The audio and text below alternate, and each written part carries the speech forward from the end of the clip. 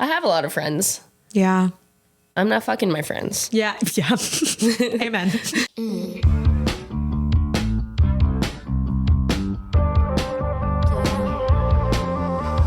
Hey y'all, welcome back to Made It Out. Today I'm here with Leandra Earl of The Beaches, and we're talking about something that I don't really think we've talked enough about on this podcast, which is breakups. Thank you for being here. Thank you for having me. You've been here before. Yeah. In this house. It's all coming back to me. I've been in that bed. You have partied here before, so thank you for coming back. Yeah. Yep. And thank you for being willing to talk about your breakup. Yeah. I know you're going through it right now. I'm going through it. And we haven't We're talked. feeling okay. Okay, good. Yeah. We're on an upswing. We're on an upswing. Which is a good time to talk about it. Yeah.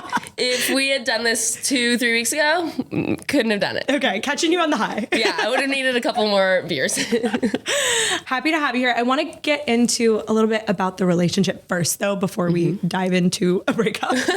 So tell me about the relationship and kind of the trajectory. What happened? I got out of a 3-year relationship like a year and a half ago and didn't let myself heal from that. And right away I went into like a 6-month thing with a girl in a poly relationship. And while doing that, started dating a girl in an open relationship with a boyfriend. And that's been like the last 8 months. And here we are. We're back at square one. Were you What have I seeking out learned? the poly relationships? They were just fine. happened to be? It was finding me. Yeah. In that kind of dynamic, are you all three talking, or is it 2 different relationships? This past one was open, but more than open. It's kind of like I was the girlfriend and she also had a boyfriend, but me and the boyfriend we're not chatting.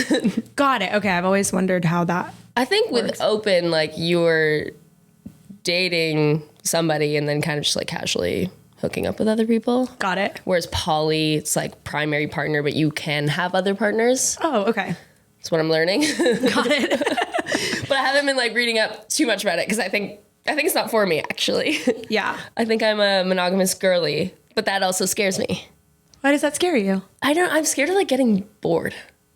I think towards the end of my relationship, in like the 3-year one with one person, I just had all these conflicting feelings of like, this is the rest of my life. I'll never kiss anyone again. I'll never get to be with anyone again. I haven't explored myself. I haven't like dated because like high school and in my early 20s was like trying to make it work with guys and it didn't feel right. And now it feels right. And I'm 30 and I feel like a teenager. Yeah. I'm like, I want to kiss everybody.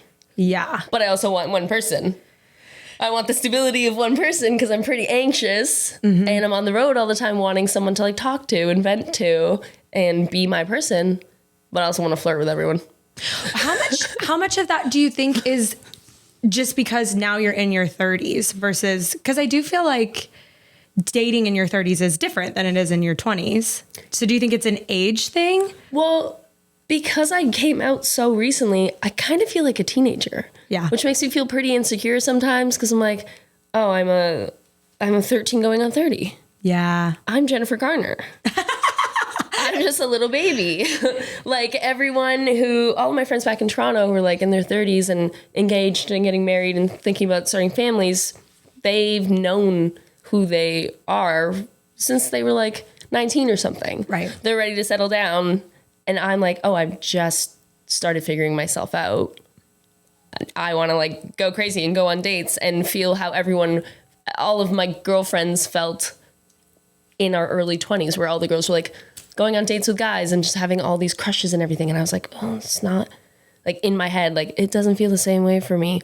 Yeah. I should be dating around and having so much fun with all these guys, but it doesn't make sense to me. And then when I was like 26 and it dawned on me that I actually might like girls, I'm like, well, now it feels so late. Yeah. Like everyone's settling down and I want to be out dating. It is like a second adolescence. Yeah. I felt feel the like same way. a feral teenager. Yeah. I felt the same way. I came out at 27, fully 28, but like really started kind of embracing it and at 27. And I basically like scraped my whole old life away, and it was like this fresh sheet of paper, but it's a lot of exploration. It's a lot of like sea legs, I guess. And like, what am I going to, and it wasn't only in my sexuality. It like extended to everything, friendships, my career. Like I'm starting a brand new career at 30. And I feel a lot of that is because of this like new wave. I feel like a completely different person that was like robbed of this kind of exploration phase. I feel that too. Like I've spent a lot of time feeling sad for younger me, even though it's like, whenever your time is, that's your time. Like I can't regret anything because it's just how the journey happened.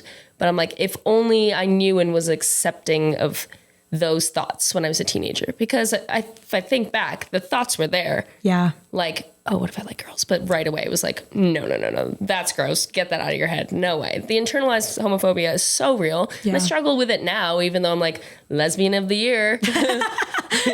But that's like a new career thing. Like I feel like a spokesperson for all of these other young queer people who are finding themselves. Totally. And I'm trying to come across as so confident and knowing everything about myself, and I don't. Wait, that is so true. I feel that too. Sometimes, I guess with both of us in different aspects, like you are put into this position of like this kind of, I don't want to say role model, but like this lesbian that other people kind of look to for things. And you're like, this great platform where so many people are watching and you're like queen of the lesbians, but you're also figuring yourself out. I'm sure. Sometimes I'm like, I don't know. Yeah. And you know when that spot, like that is really highlighted is when like I'll go on a podcast that's like a really straight podcast and they'll ask me just like the most straight coded questions. Yeah. Like, how do you have babies? Do you still want to get married? Like who's the guy? You know, it's like, so everything my mom is asking me. Yeah. That's not a podcast.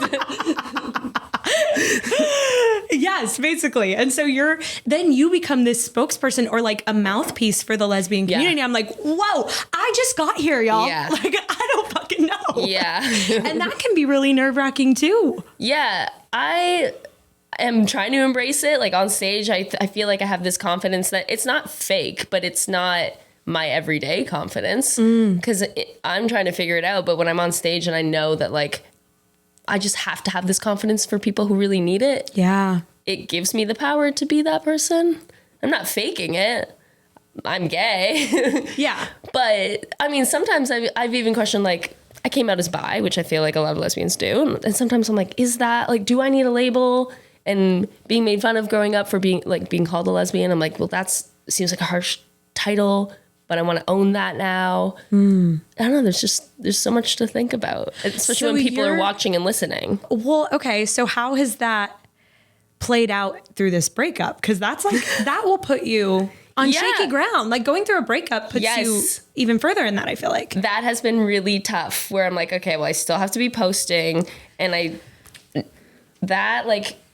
being broken up with and then leaving on tour the next day. Oh, fuck. I didn't even realize the timeline of that. Well, it's really tough. And it's like, there's never a good time. I've been touring for the last year and a half. So like the conversation had to happen. And if it had to happen, it's fine. I'm not putting blame, but having to the next day play a huge festival, I'm like, I was a mess. Mm-hmm. And I'm like, I'm always really honest on stage. Like before talking about the song about my ex, like the 3-year relationship, I don't know, I always say something. I like cried on stage and I was like, oh, that's like breaking my character on stage. Oh, interesting. Because I'm like, I don't know, confident, kind of cocky, funny lesbian on stage. And here I am being like, I'm going through a breakup actually, and I'm really not okay. And thank you so much for being here. And this is why I wake up and I feel a purpose is to come on stage and like do this for everyone. Wow. And so like I got a ton of DMs because like that's not usually me on stage. Mm-hmm. People are like, oh, you're going through it. And I'm so sorry. And thank you for being up there performing. I mean, it makes it that much more impactful because you aren't that way. And then when people see that vulnerability, it's like, whoa, holy shit, she's a person. But sometimes it's scary because I'm like, I'll show my friends and my band, like I was like crying backstage all day and my parents were there and it just felt like, I felt like a little baby, like going through my heartbreak. But then I had to put my makeup on and get on stage and be a rock star. Yeah. Was it a clean break? Yeah, well, we had to play a show together 2 days later. It's a little tough. Same festival, same stage. It's such a small world. The lesbian community, it's just too small. They're always going to You pop up can't get somewhere. rid of them. Which is fine, because most of the time you like become friends. Like now my ex of 3 years is my best friend. Yeah. I love her. And we should have always been best friends. Like that's where the connection was. But it took a while to get there. But yeah, it's been no contact. Yeah. Since. Which is so tough. Do you Yeah. prefer that in a breakup, or do you? I think at the beginning I was angry about it. And maybe because with my other breakups it hasn't been like that. You know, usually like you go back and forth and you meet up with your ex and it's like, should we try this again? Or you have sex again and blah, blah, blah. No contact. I'm like, ooh, it's making me crazy. What are you thinking? What's going on? Yeah. And it makes the grieving harder and more real. Like grieving a relationship, because you're like, oh, this person is not around. I really miss this person. And I will not, I'll maybe never hear from them. And I shouldn't reach out because I should heal. I don't know. It's all very conflicting. Yeah, I feel like a breakup can feel like a death. Because in a lot of ways it is like that. Like you're with this person all of the time. They're a huge part of your life. Yeah. And then all of a sudden they're just gone. And in some ways it's kind of hard too, because they're gone, but they're not. They're not dead. Yeah. Like, but you're there, and I could text you, and I could call you. I'm watching your stories. I know you're there. But it still feels like you're not. And with the clean break, it's extra hard. Yeah. Like when you're still talking to an ex, I'm like, okay, they're there, and like maybe we could try again. Or there's like this delusional Delulu hope. Yeah. Clean break, I'm like, oh, you are dead. I'm grieving and I'm in mourning. It's so weird. It's weird to be in mourning for someone who's alive. Yeah. What stage would you say you're in? What are the stages? There's acceptance. I don't know in what order. There's denial. There's denial, bargaining, anger, sadness, acceptance. We're still in like the sadness, but acceptance. Oh, that's great. Yeah. There's a time of like Delulu hope. That's the bargaining. Yeah. That's the bargaining. We got out of there quickly. That's not a good place to be. Well, because in that stage, I guess you are progressing. It is a stage, but Yeah. you can be stuck in that one for a while. I think last week it was anger. I think we're moving towards like anger, acceptance, sadness. There's like 3 of them right now. Yeah, and I feel like it can vary like minute to minute, hour to hour, day to day. You Like, can go forward and then go back. Yeah. For the first while, denial was the biggest one. Yeah. Because you wake up and you remember, and then Isn't you're like... that mornings are the worst? Yeah, mornings are really hard for me. Yeah, I always felt that way too. It's horrible. You You like like had a remember. nice sleep and maybe you had some good dreams, and then you wake up and you're like, Fuck. oh crap. We're back here. Oh, I'm literally not going to get a text today, and I can't text that person. I'm not talking to that person, and then maybe we'll never talk again. Yeah. And then from there. And then we spiral. So she broke up with you. Mm-hmm. Did you know it was coming? No, but also we knew it was coming from day one. Yeah. Because she's been dating a guy for 10 years, and, you know, they've got a life together and whatever. But I think the whole time things were said that made me think otherwise, and that she just didn't really know herself or her sexuality. And I have like empathy for that, because sometimes I don't fully know myself, and it took me a long time to get to where I am. So I'm not trying to force someone to be like, well, are you gay? Yeah. But like, if you are, maybe, I don't know, live there and think about it and feel that. I don't know. I just like, It's also really hard when that is the circumstance of the relationship, because it's like, you're like, but there's love there. yeah. You know, it's like not necessarily a lack of love or a lack of, compatibility. It's just this thing. I think that is what it has been the hardest about this, is like, even in the breakup, we were both just like sobbing, like, I'm in love with you. Yeah. But this can't be what I want it to be. Yeah. Because in the end, it's like, yeah, I don't think an open relationship is for me. I wanted her to be my girlfriend. Right. But she had someone else. Even though she's like in love with me, she has a commitment to that other person. Yeah. So I'm just trying to accept that. Totally. And it's so hard when you're the one that's in that position. And I feel like, to our listeners, if you are in that position, it's like the right one, it won't be that way. And that's what I keep hearing. Yeah. I think the right one, because my last relationship was like that. It was like just constant roller coaster of emotions. And like, today we're here and then we're here and, oh, I love you. And, oh, I can't love you. And yes, it is exactly that. And I don't blame her for that. That's just how it was. And the highs are so high and the lows are so low. Yeah. And because I'm touring so much, it's like I'm away and the communication becomes kind of different because I'm just like out of the space. So you can focus on your other relationship. And then I'm back in town, but only for a couple days. So it's like really heightened. Intense. Let's spend every second together. Yeah. I love you so much, but I can't. But oh, and then I'm gone. And then I'm gone again. Yeah. So I don't know. It's just confusing and hard because I really, really, really, really loved this person. And I miss talking to this person and knowing about their life. But it's just like you have to move on and find someone who can give me what I need. Yeah. And it's like finding out what I even need. Because for the whole time, I'm like, no, I'll take what I can get. And she's like, no, because you want more. Right. Say you want more. And I should have the whole time said what I wanted. But I just was like, I'm just going to live in this and not ruffle feathers. Totally. So after, how have you handled it on tour? Are you the like ice cream and cry type person, or are you like routine and gym? Like, what's your breakup vibe? I can be that. I can be both of them. I think after my breakup with Alex, who everybody knows Alex. She's my best friend and wrote a song about her. That was like kind of a toxic breakup and I wasn't in a good place and I was just like going out and drinking. And this time I just started a lot of therapy, just booked a ton of sessions. And good for you. Which is hard on the road because we're all together and it's like I have to go sit in the back lounge while everyone's, I'm like talking quietly and crying every day, trying not to drink a lot because I like upped my antidepressants and I didn't want to like fuck with any of that. I just wanted to get to a place of like healing. So I was like, okay, I'm going to cry for a while and I'm going to feel really anxious. I'm really sad, but I'm just going to have to feel it. Yeah. Like you feel like you're at death's door. Like for most of that tour, I was just like, the only happiness I was finding was like on stage doing what I love. That's where I could like not think about what was going on because it just felt like such a heavy grieving of missing somebody. And yeah, I'd go, like my bandmate and best friend Kylie would just come to my bunk and get me up and I'd be like, no, let me sleep. I'm so anxious. I'm so sad. And she's like, no, get up. We're going for a run. Yeah. So she got me into a routine of just getting up and getting out right away. Instead of like, I'd wake up and just start thinking in my coffin bunk, which is the worst place to be. It's the saddest place to be.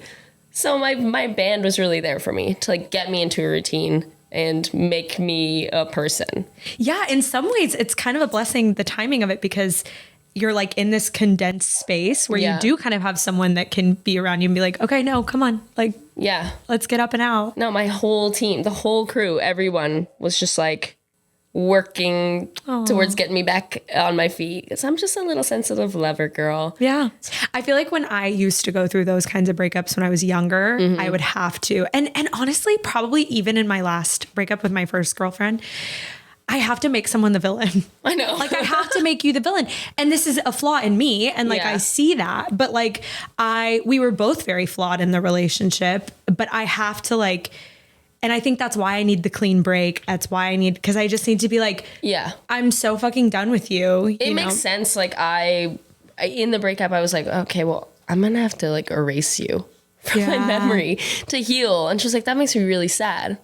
And then I'm like, yeah, that makes me sad. And I can't erase someone. I'm too lover girl, but I'm like, I never really hate anyone. Like, even if they wrong me or mean to me, say something really upsetting, I'm just still like, I give people the benefit of the doubt. And I'm like, I know there's a lot of love there and that's hard, where all my friends are like, no, a lot of shit went down and a lot of really hurtful things were said and done. Like but I don't know. Yeah, but that's such a beautiful quality to be able to still see that and not have to go to that like cold, angry place. Like, yeah, but I'm like, I'm not trying to get there, but I think I've heard things from other people that have like really hurt me, like since the breakup. And so that has made me be like, okay, well, I kind of resent you a little bit. Like get a little bit more like, yeah, which helps. Yeah. That's what my dad always used to tell me when I would go through a breakup. He'd say, you need to stop being sad and you need to fucking get mad. Yeah. Yeah. So I guess you're trying to tap into that a little. I think the anger came from like, oh, this person that I really love has just left me. Yeah.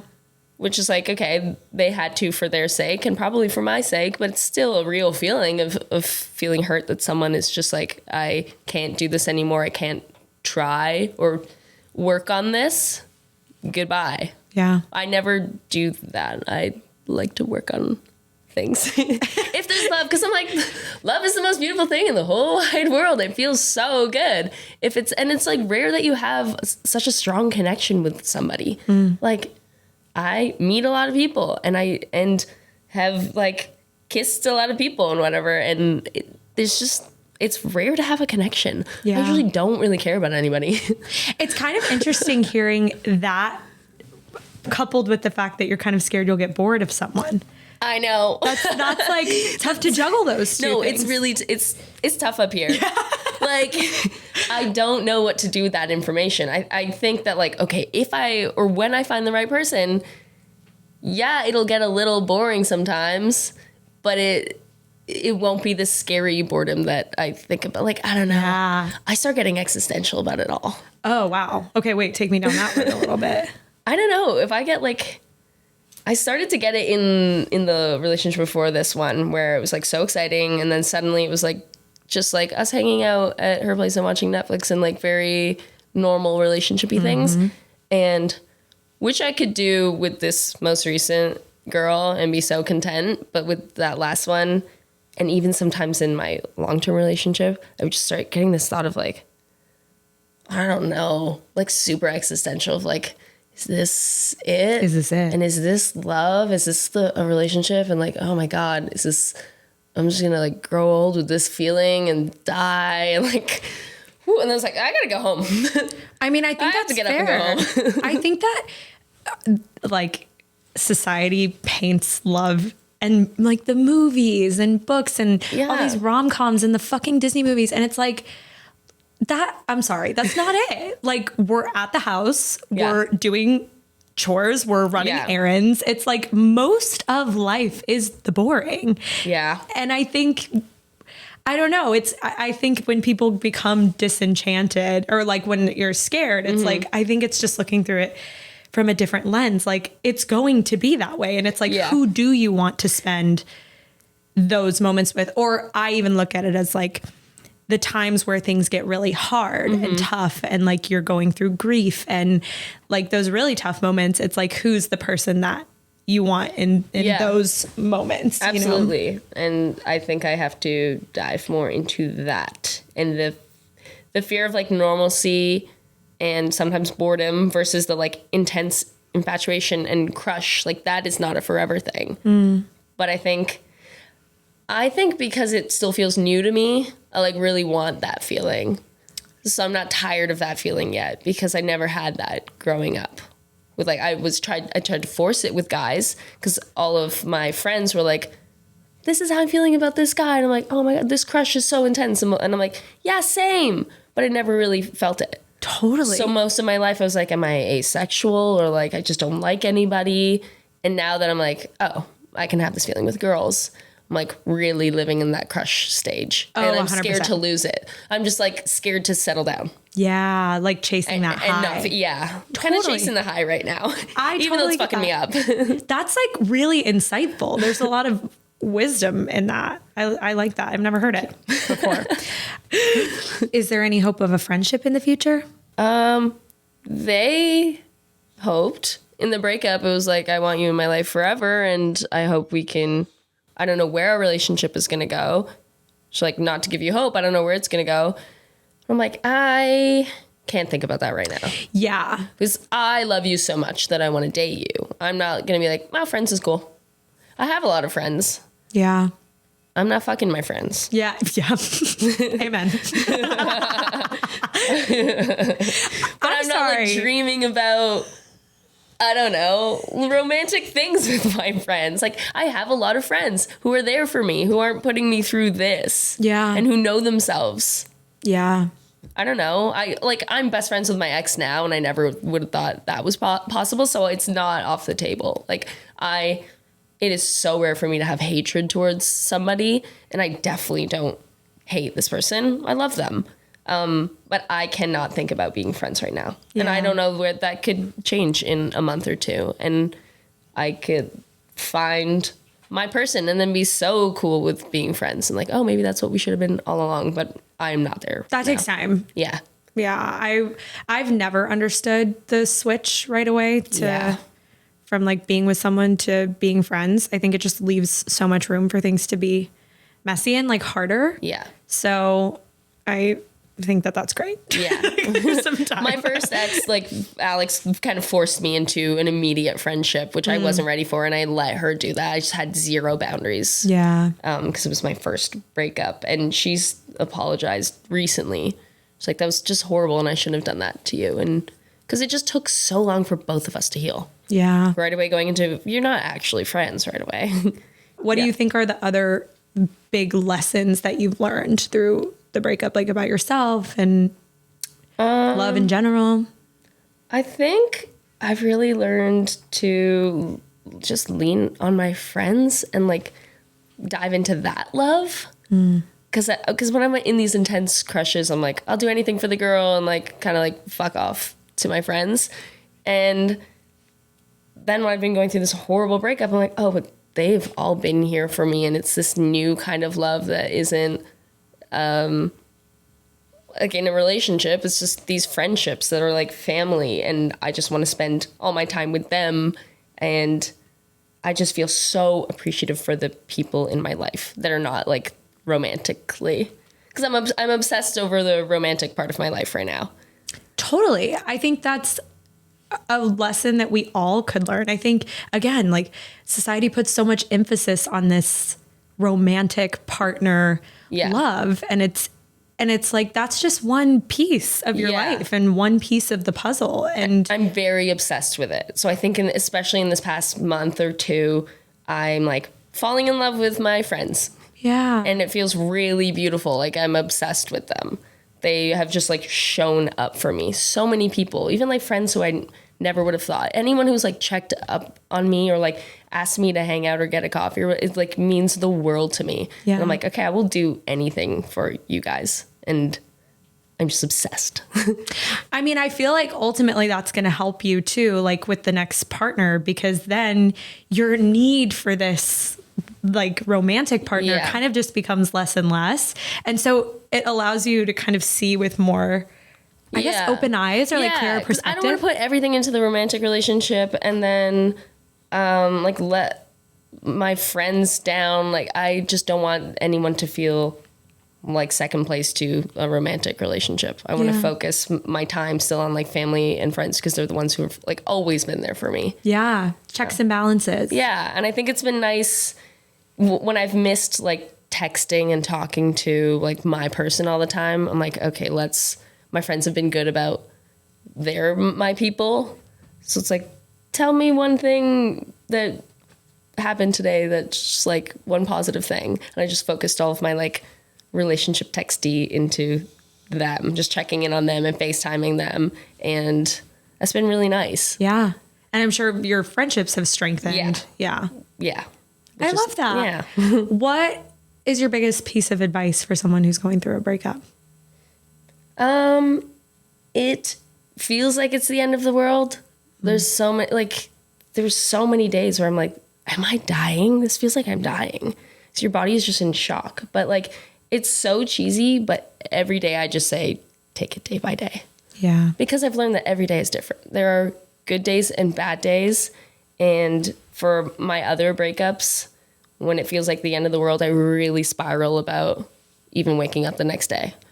But this time I'm just like, well, yesterday was a good day, and here's some things that happen, and tomorrow might not be a good day, but then the next day could be another good day. And eventually those random good days will turn into like 2 in a row and 3 in a row. And right now I'm like, I don't know, at like a good 4 or 5 in a row of good days. And take that as a huge win. Yeah, it's a win. Yeah. I feel like I'm always talking about my dad's little like sayings. He always tells me, like, when I'm going through something crazy, he'll be like, I don't want you to focus on the next 10 years, 10 months, 10 minutes. Focus on the next 10 seconds of your life and just get through. It's too much. It sends your brain into this spiral and this panic. And I don't like being in that place. So I have learned that I just have to like take it in. And I can't always do that. Sometimes I need friends to help me. Yeah.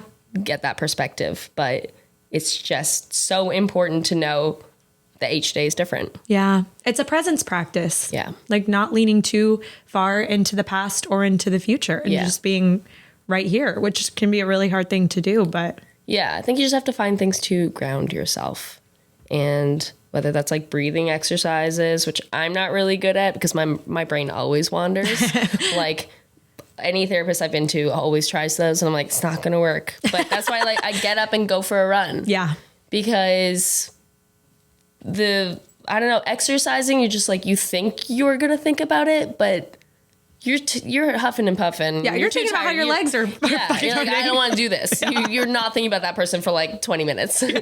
And that's really good. And you're getting in shape. Yeah. That's my coping mechanism usually. My advice is always very like cliche and like no, I said day by day. So beat that. I feel like you have your entire life to be with a partner. And if that is your goal, you are going to be with a partner forever.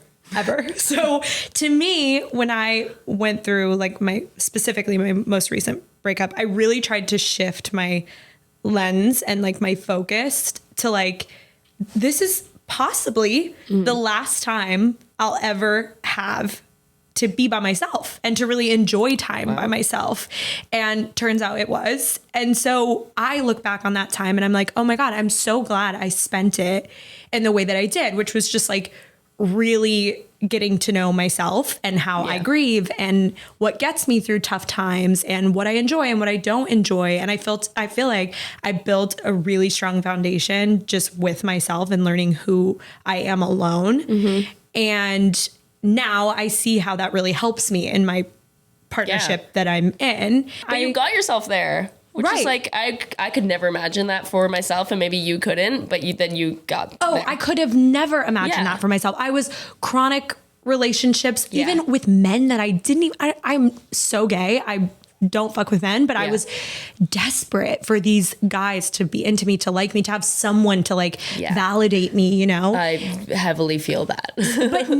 And I'm not saying that all goes away. Like still, you know, there's still tendencies and whatever, but I do feel like it was a huge kind of growth period. And there was a reason for that period for me, you know? So I just sometimes think that shifting the perspective of it. And I'm not like negating the fact that it's hard and it's lonely and it sucks and you are grieving, but sometimes just looking at it like, oh my God, the next person I meet might be my wife. And I am going to be in those boring times with that person, you know, like running the errands and doing the same thing every night and whatever. And so it's like, like really enjoying those times where I could do whatever the fuck I want and nobody's here to, you know, say anything. Yeah.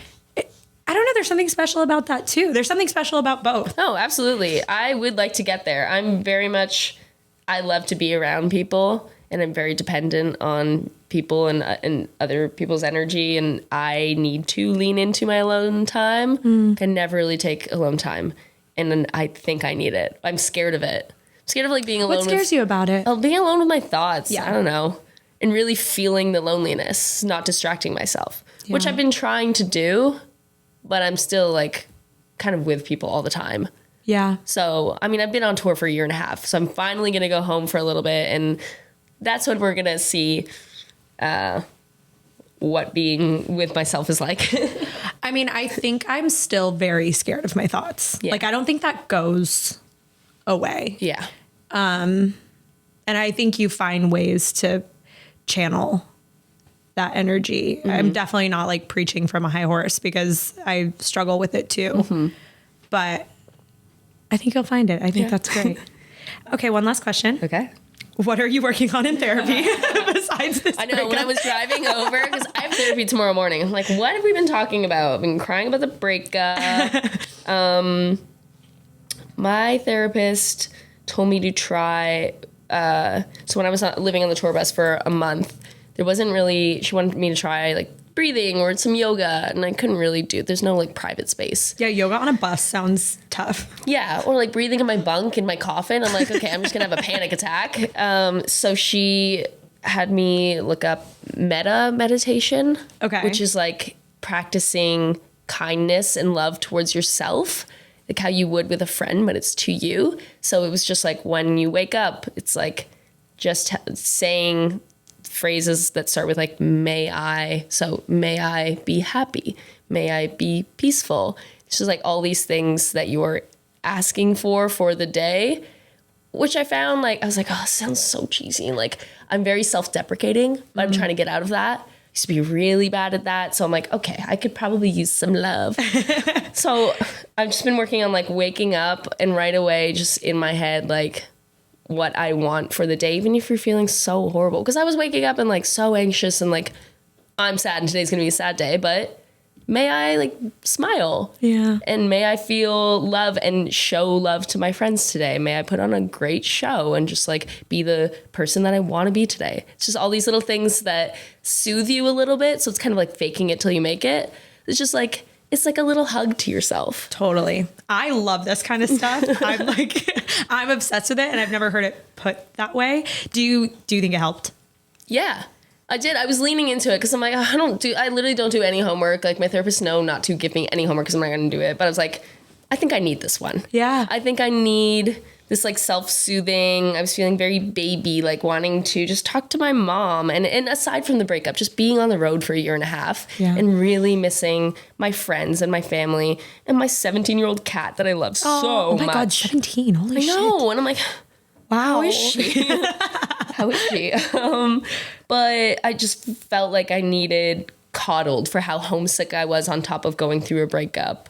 So I was like, okay, I could use a little bit of extra love for myself. Like the love that I show my friends and that they're showing me, maybe I could put towards myself too. So I was like, okay, we're just going to lean into it. We're going to wake up and we're going to say these phrases to And it was nice and it helped. So I tried to do that every morning. And I honestly haven't done that. And she's probably going to ask me about it tomorrow. Okay, do it tomorrow morning. Marlene, I'll wake up and do it right before our session. I love it. I think I love all those cheesy practices. I have this, there's this, I don't know what they are, like a band. Well, they're called A Beautiful Chorus. And they're like, and they're like these mantras. All their songs are like these really. This is like a band? It is. I don't want to call them a band, but I think they are. But it's cool. Just like a bunch of people singing, harmonizing, like chanting. I don't know. Yeah. And anyways, the songs are like really beautiful and pretty. I'll be in the bathroom, I'll like turn it on. I'm like doing my skincare with the chants I'm singing of. And Matilda's like, what the fuck are you doing? But I believe in this stuff. I really think it works. I think it helps. And I also think that people are really adverse to it because it's like, oh, that's woo-woo. That's weird. Yeah. Like, what are you doing? But all of it feels weird. It feels silly at first, any of this stuff that you do. But if you do, just gotta lean in. It's like, it's not a bad way to live life. Like, no. I think anything that helps, like it's not doing any harm to say a couple nice things to yourself or listening to some chanting. It's the same as like getting up and going for a run. It's just anything to like calm your mind and put your mind in a peaceful position to make your day enjoyable. Just being nice to ourselves. Yeah. I'll send you my chants. I would love that. I only listen to brown noise right now. Oh, wow. I like don't want to listen to, my ears are always ringing from just like blasting music on stage, and I listen to enough that I'm like, I don't really listen to music anymore. I listen to brown noise. Yeah. And especially in a breakup, I don't want to listen to any song where the lyrics are going to hurt me. Yeah. Brown noise is not going to hurt me. Chanting is not going to hurt me. No, this is not going to hurt you. Yeah, it's like, I need it. Breathe it in, breathe it out. Yeah. It's like very, very nice. Oh, she used to tell me to breathe. Yeah. You haul or you ghost. Okay. No in between. Okay. She's perfect in every way, except for maybe this one little quirk. Okay. She's someone who constantly stays up late, like into the night, and she struggles to get on a normal sleep schedule. She sounds like me. Oh, this is you. This is me. Okay. So I'm U-hauling her. You're U-hauling. Yeah. I'm also U-hauling, and I'll tell you why. Because I have sleep anxiety. Oh. I developed this before. I used to be able to go to sleep, and I would be totally fine. But now, after being with Matilda, I don't know why, I get really anxious if she is asleep before me. Okay. I was like, that's a Matilda problem. I don't know why, but it's like if I'm up alone, I'm so anxious. So I feel like if I have a partner who's up all the time, I'm like, oh, this is great. I get to sleep in peace. I kind of get that. Like when I was dating my partner of 3 years, like I'm such a night owl, and she'd try to make us go to bed early and then be asleep and be like, I'd be like, why are you sleeping? What are you doing right now? Get on Duolingo with me right now. Come on. Okay. They're the person who loves to play devil's advocate with everything. That's it. That's it. I'm ghosting them. See, this might be good for me because I'm pretty optimistic. I'm like overly optimistic sometimes. So I kind of need to, although it would trigger the fuck out of me and it would annoy me. And sometimes Matilda kind of is this way, to be honest. She pokes holes in a lot of things. And I'm like, God, it's so fucking annoying. But ultimately it's like, okay, you're maybe right. Yeah. So sometimes it's good. Yeah. Depends on what they're playing devil's advocate for. You know? But like, this is why we should vote for Trump. Like, you're gone. You're gone. Okay, fair. True. Matilda. We're aligned on all the important things, luckily. Okay.